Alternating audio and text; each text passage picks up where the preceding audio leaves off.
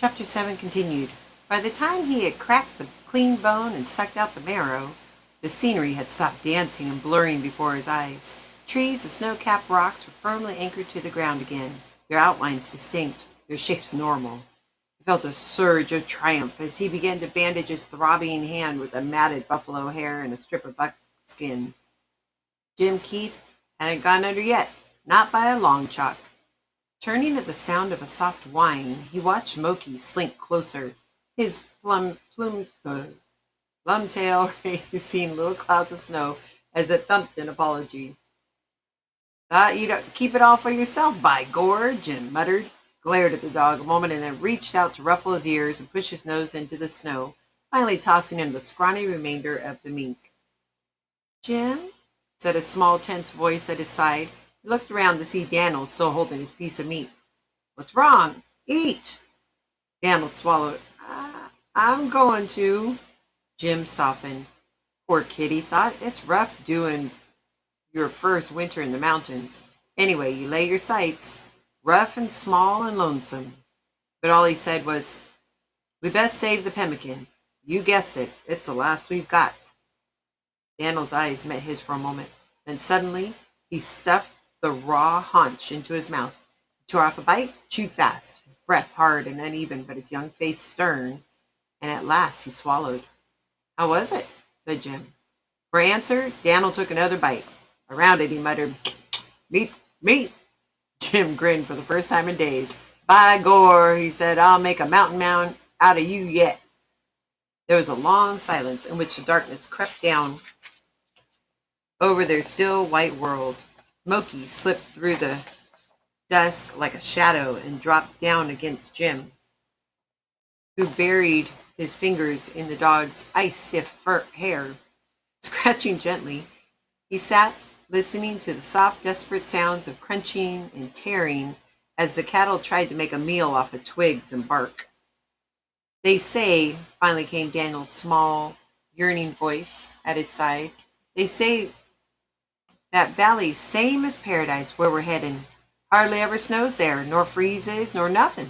They say it's like spring all year round with berries and nuts growing wild all over the place, and game aplenty. He drew a deep breath and tossed away the mink bone, picked clean. I'm mighty anxious to get to that valley, Jim. Jim only grunted. He was anxious to get to that valley, too. He was more anxious than he cared to admit, just to get to the Cascades and find out if Jonathan and Sally were all right. They must be there by now if they'd made it at all.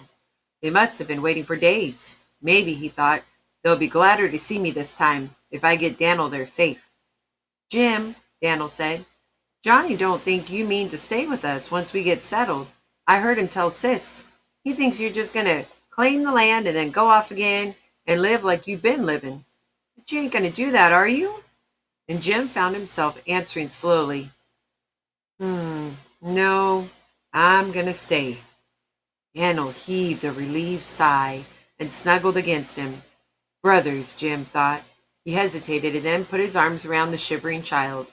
After a while, his shoulder grew stiff and one of his legs went to sleep, but he never moved throughout the long night. 2 days later, they reached the Cascades. It was none too soon. The cattle were skin and bones. Years ago, could it have been only yesterday? The brothers had eaten the tiny lump of pemmican, and since then, there had been nothing. Jim's eyes had not focused properly for hours. He swayed with Buckskin's every stumble, barely able to cling to her emaciated back. Daniel lay stretched along Bad Medicine's neck, strapped on with a length of rawhide. He had not yet reached a state of total weakness, thanks to the extra rations earlier on the journey, but it had been a task almost beyond Jim's strength to hoist him up that morning, and he knew they dared not risk a fall. Well, it was over now. The trail was descending, and he could hear the roar of the Cascades. Emerging from timber halfway down the last rock-strewn slope, he halted involuntarily at the chaotic sight below. Here, at the brink of those falls no vessel could navigate, the rafts had landed. The scattered immigrants gathered once more for the portage ahead. Over a jumble of rafts, wagons, parts, baggage, milling people and animals, Jim could see a few sway-back canvas tops already jolting over the hub-deep ruts that led westward through the mud. Where was the Keith's wagon? The Rutledges? how to find them in this shifting confusion. All the disasters he had pictured during the long 2 weeks flashed through his mind once more. Then Daniel pointed. "There's Sis!" he croaked. "There's our wagon!" There it was, with the big triangular stain on its canvas. Beside it, the blue splash of Sally's dress. Mud, cold, hunger ceased to matter.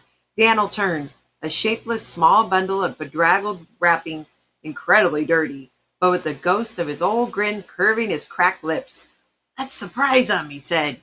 He urged his mule down past the straggling cattle, Jim following. It was no trick to hurry unnoticed through the jumble of wagons below and halt their tired mounts beside their own. Sally's back was to them. She was bent over a box, listlessly pulling out sodden garments and hanging them over the great wheel. Her rag-bound feet were caked with mud. Her hair spilled unattended over her drooping shoulders. Every move she made was heavy with fatigue. "Sis," quavered Daniel. She whirled.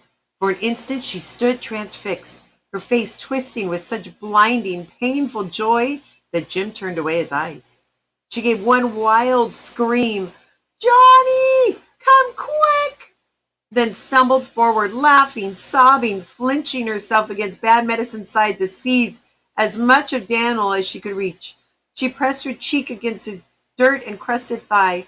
"Oh, Daniel, you're here. You're safe. You ain't dead. Johnny! He's come! He's come!" At that moment, Johnny hurtled, white-faced, around the end of the wagon, a hammer in one hand and a wagon tire in the other. At the sight of Daniel, he dropped both and lunged forward. Eager hands tore at the thongs that lashed the boy to the mule. He was pulled down and hugged again and clung to. His voice rose, shrill with weakness and excitement. "Cracky, sis, you still got pemmican? I'm almost caving in. You ought to seen us. We ate raw mink meat. Moki hunted it, and Jim fought him for it. Fought Moki, and we ate it. And I'm a real hibernate now, 'cause I wintered out. But we ain't had nothing for a couple days," and Jim, unnoticed, stood silent beside Buckskin. Then Johnny turned. "Couple of days? Good criminy! Looks like Jim ain't eat for a month."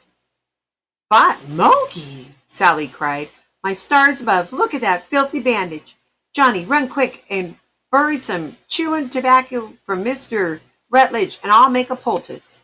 Jim was ashamed of the warmth that swept through him.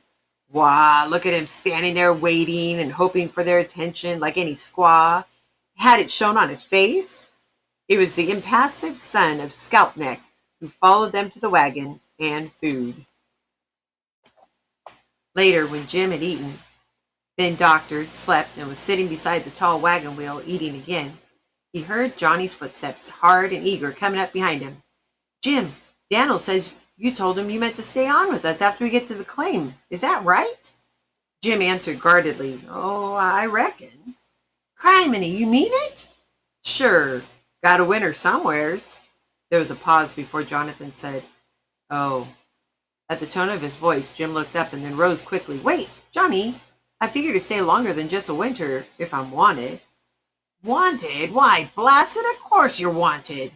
Sally, folding and replacing the soggy garments, was listening tensely to every word. It would suit her better, Jim knew, if he'd just sign that claim and then get out. Well, he wasn't trying to suit her. "All right, I'm staying then," he told Johnny. He turned away and began to yank tight the drawstring on the bag of pemmican.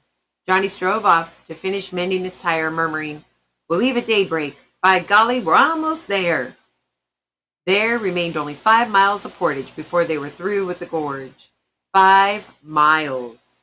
The worst miles of the 2,000 that stretched back to Missouri. From sunrise till next day, until well after dark, they waded knee-deep in snow and mud and water, while the heavens continuously pelted them with more. Everyone was afoot now, and half of them barefooted. Daniel and Nud Rutledge walked first, driving the animals. The women followed, Maggie and her mother half carrying Bess, who appeared to be near collapse. Sally stumbled beside them until she was hysterical with the pain of her tired and frozen feet. Jim swung her atop Bad Medicine, who wavered a moment and then staggered on. The reassembled wagons brought up the rear of the procession. Jonathan and Mr. Rutledge grimly forcing their oxen over an incredible trail in which the mud lay so deep that no one dared look behind for fear of seeing the wagons overturned and lost forever. Yet other wagons had got through somehow. There was a top-heavy shape and only half glimpsed through the curtain of rain, rocking and swaying ahead of them right now, and more were following. The trick was to keep moving, not think or feel or hope or count the hours, but only keep moving. And at last it was finished. The portage was made. The 5 miles were behind them. Soaked through and almost dead with cold, the two families crowded into their battered wagons and somehow fell into an exhausted slumber. It was more than a day later when they could gather strength to build the raft that would take them the last lap. But this time, there was no fear in the parting as Daniel and Jim, on shore, shoved the raft free into the current.